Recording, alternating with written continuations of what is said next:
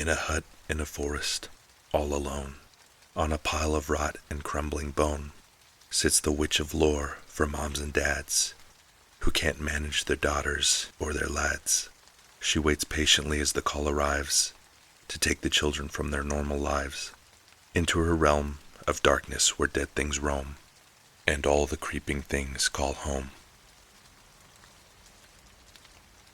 I was never much afraid of anything, but I can specifically remember 3 times in my life where I saw my proverbial life flashing before my eyes. There was the time I almost drowned. It was my 13th birthday party. I wasn't a great swimmer, and I was already tired, but I jumped into the deep end on a dare.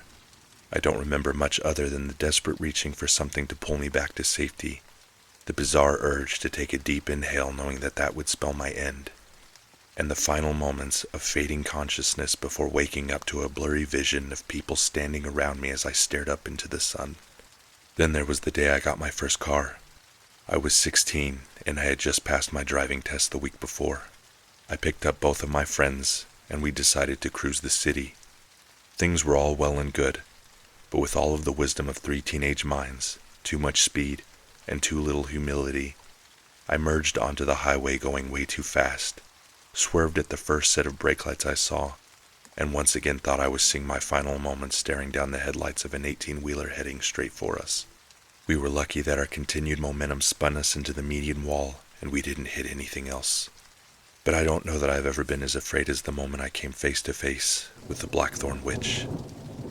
That story isn't told so easily, but I'll do my best. The year was 1997. We were approaching the end of our senior year of high school, preparing to set off on our own adventures at college or whatever half-baked ideas that some of us thought would bring us fame or fortune. We had a friend that invited us over to his farmhouse just a few miles outside of town. At first it was just meant to be a small gathering of friends, complemented by a simple fire, s'mores, and maybe some ghost stories. But like most high school parties, word of mouth got around fast. By the time the sun had set, there were at least 100 kids from our class dancing to music, sharing laughs, and talking about our future plans and all of our regrets. Just as we had originally planned, I pulled a matchbook from my pocket and helped light a small fire. A large group of us wound up around it where we whipped out the different ingredients we had to make s'mores and gathered closer together as the cool New England spring temperatures really started to take hold. And right on cue, we started swapping some ghost stories. The majority of them were terrible, clearly nonsense made up on the spot. Others weren't too bad, but then Rudy Fisher decided to share. But his wasn't so much a story as it was a recounting of an old legend that most of us had heard in some capacity. The legend of the Blackthorn Witch. Now this wasn't much different than any other urban legend that you've probably heard before. Much like the boogeyman, the Blackthorn Witch was mostly a made-up evil creature invented by parents to threaten their misbehaving children into doing their chores, or whatever other good deed that would prevent the witch from appearing to take them away. I honestly hadn't heard the story in years, and didn't remember many of the sinister details. My parents never used it to threaten me into behaving, and I'd only ever heard it mentioned once by happenstance while at a friend's house. I must say, though, maybe it was just the natural ambiance of the cold air amidst a crackling fire, but the way Rudy told the story definitely sent a chill down my spine. As I looked around the fire, I could tell that it was having the same effect on everyone else as well. "They say she was a lonely old hermit who never married and never had any kids," he said. "In her sadness and hatred toward her inability to find someone to love, she grew bitter. Somewhere along the way she started getting involved in witchcraft. Started dabbling in things that open up those doorways, allowing things to enter that don't belong in this world. The other villagers wouldn't go for that, of course. They torched her house and left her inside. Supposedly that's the moment she made the pact." "Pact?" I said, not realizing how completely enthralled I was with this story. "What pact?" "A pact to steal as many innocent souls as possible for eternity, of course."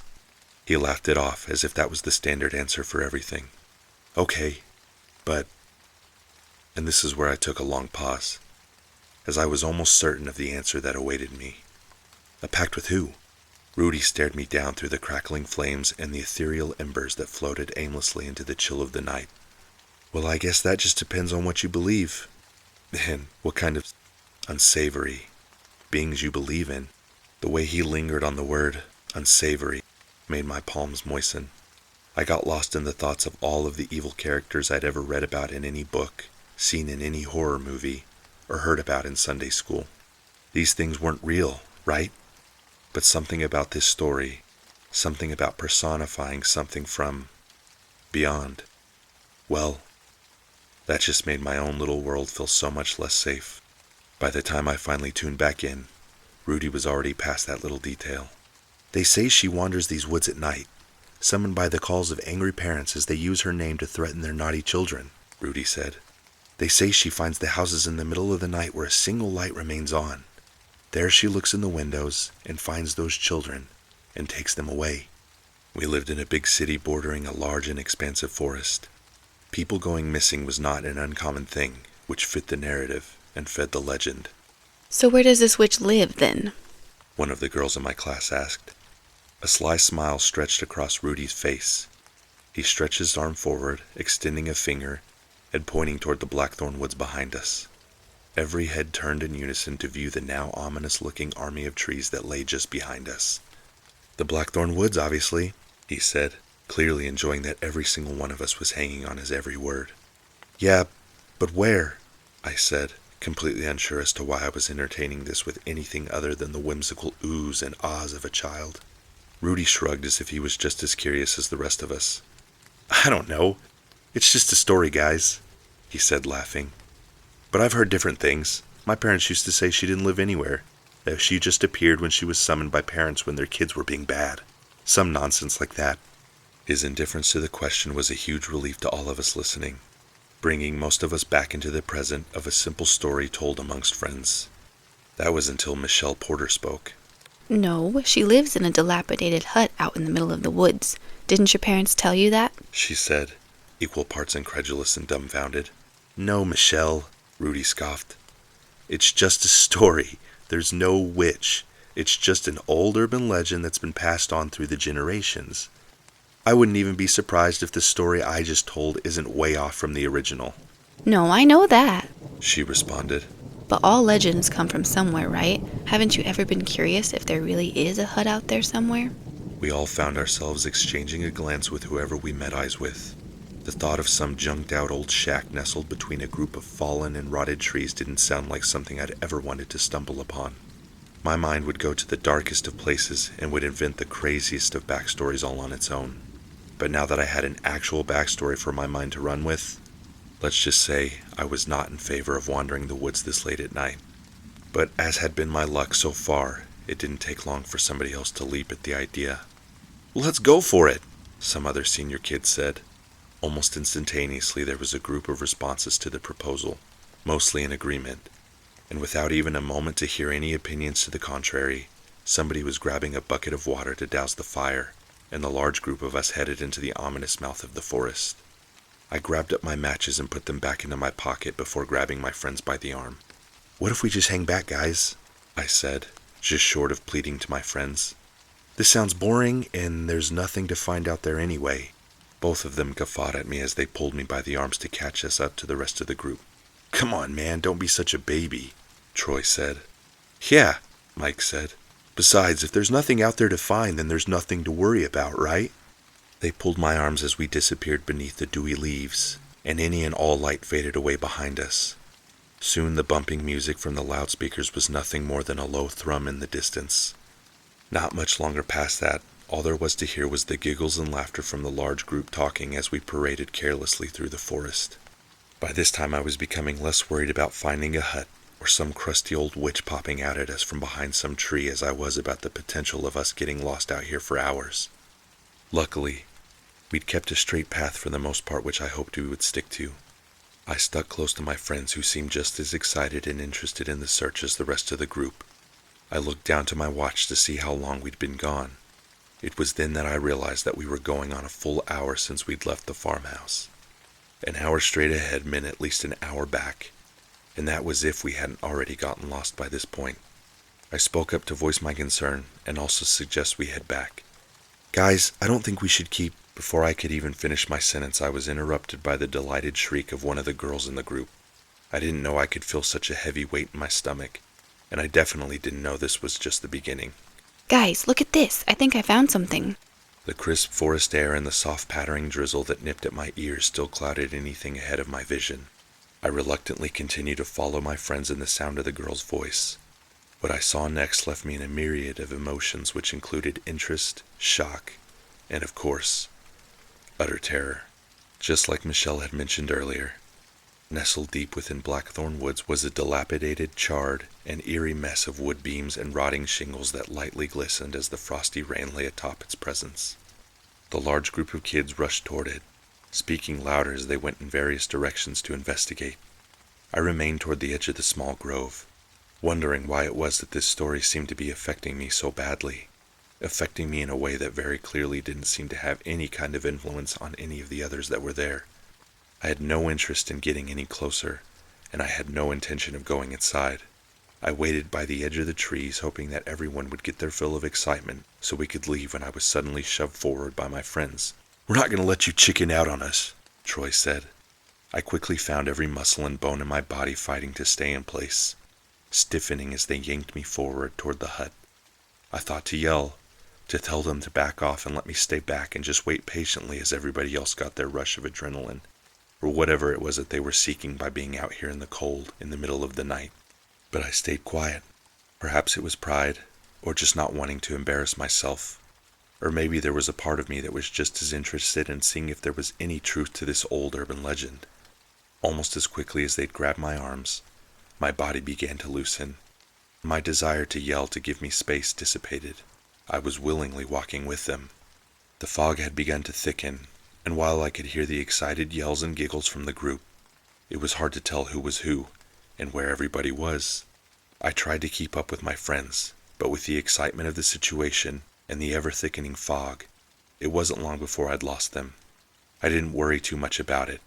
I had my newfound courage, and thanks to a sudden sense of curiosity and my repetitive thoughts that witches weren't real, I found myself jogging toward the house. I could see random groups of people running in and out of the house, off and onto the porch, giggling, laughing, exploring. I wanted to join in. Mindlessly, I started toward the front, thinking I'd just take a look inside. As I stepped onto the porch, I saw a black mass to my right and faintly heard my name. But when I turned to look, it had disappeared around the side of the house. "Troy?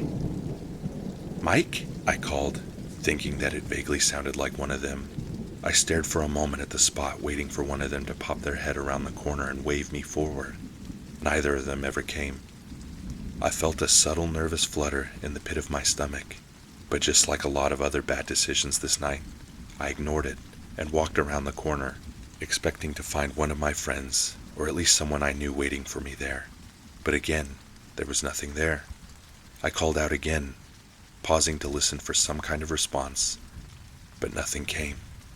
I turned on my heel, thinking to head back toward the front of the house, when once more to my right I saw a black mass and heard my name faintly spoken. And again, as I turned to catch it in my vision, it was gone. By this point, every alarm bell in my head was blaring, and I know this was more than enough reason to turn and run back now. But I ignored every warning and ran toward the back of the house, chasing after whoever this was. Once I'd turned the corner, I looked to my left in time to barely catch the figure disappearing inside the back door and hear the screen smack against the side of the house. "Are you guys messing with me?" I yelled, slowly stepping toward the door. I crept up the steps, running through the scenarios in my mind of what could be waiting for me on the other side. I stopped just before the threshold, looking into the blackness, waiting to swallow me through the screen. As I waited, staring, I realized that things were silent, but for the slight wind blowing through the leaves of the trees. Where were my friends? Where were the other kids from my class? I turned around to see nothing but fog. I couldn't see the steps on the porch, the railing to my sides, or even my feet beneath me. I turned back to the door and the abyss behind it. My palms felt like I'd dipped them in a bucket of water. My heart began to pound as if looking for a way to explode out of my chest. And even though I didn't want to, even though I knew nothing good lay beyond, I grabbed the handle and pulled the door open.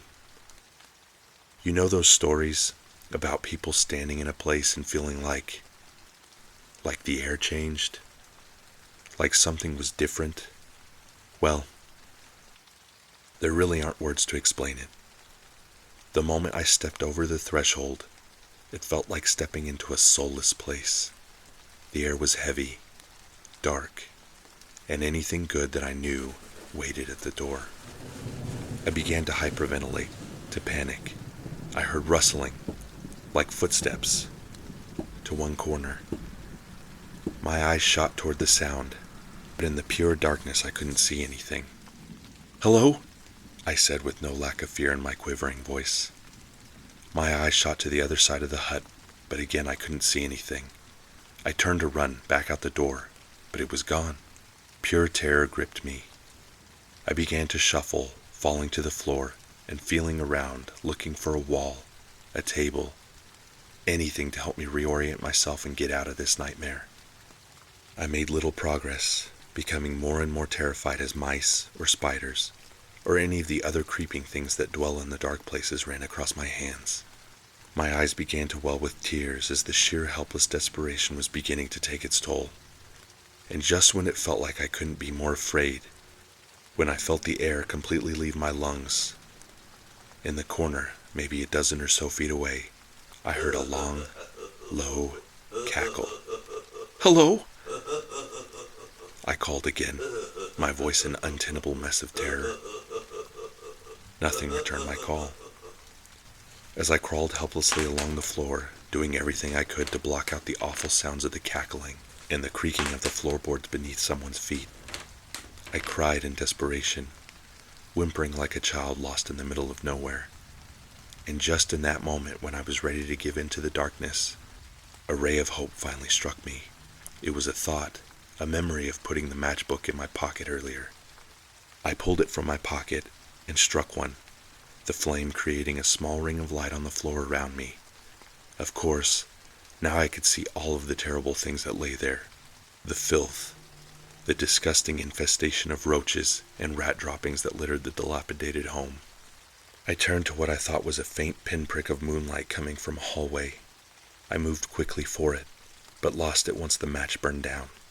I fumbled for another match, striking it and finding the moonlight in the hallway again, and started down it.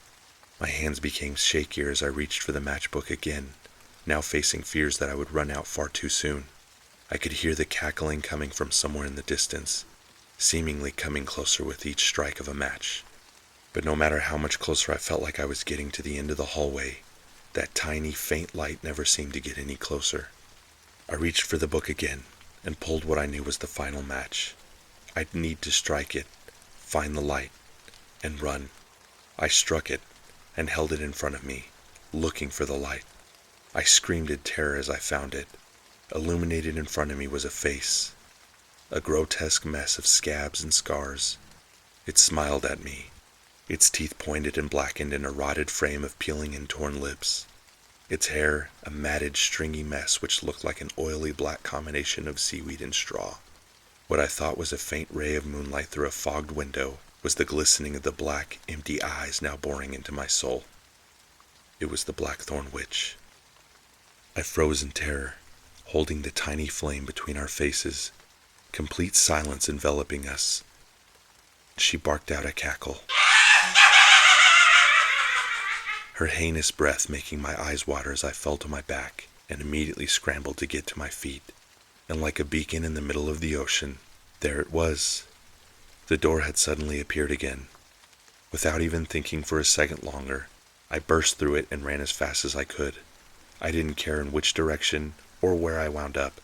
I just had to get away, as far away as humanly possible. All the while I could hear the witch's torturous screams wailing from the cursed house behind me. My memory is hazy after that. I must have gotten lost wandering the woods for hours because all I can remember is the faint sunlight beginning to reveal itself over the horizon, and finally finding my way back to the farmhouse where several police cruisers were now parked, their lights flashing through the foliage. I don't remember what I was asked. I don't remember how long I stayed there, but the terror of that night has never seemed to leave me. What was meant to be a joyful experience amongst friends soon turned into a horror that none of us could have foreseen. We left into the woods more than 24 of us, but only 13 of us had returned. In the following months, the police had conducted more than a thorough search for our friends who never returned to the farmhouse. Mike and Troy were among them. Of course, when we told them what we'd found, nobody believed us. On more than one occasion, several of us had made the attempt to find the hut with the police. In the daylight, of course, but we were never able to locate it again. It was as if it had disappeared into some space we didn't have access to. We graduated high school and tried to never lose hope that we'd one day find them, but I knew better. I'd seen her. The years faded away, and to this day, we don't know what became of them. I know, though. Until now, I've never shared what I saw that night with anyone. I didn't think anybody would believe me. I'm not sure if anyone else saw her that night, or what caused everyone to separate and get lost, but I have no doubt the witch had something to do with it. The 13 of us who were spared that night tried to stay in touch, but as it always seems to go, we grew apart through adulthood, and let's be honest, a part of each of us was trying to escape our past as well. I try not to, but I often think back on that night, finding myself a kid again, and feeling that same dread as I see her face over and over, haunting me in moments I least expect them. I'm not sure why she spared me, but there's no doubt in my mind that she did. Maybe it's because I never wanted to go in the first place. Maybe I was too easy of prey. But what is, and forever will be certain, is that when you go searching for the dark things that aren't of this world, don't be surprised when you find them.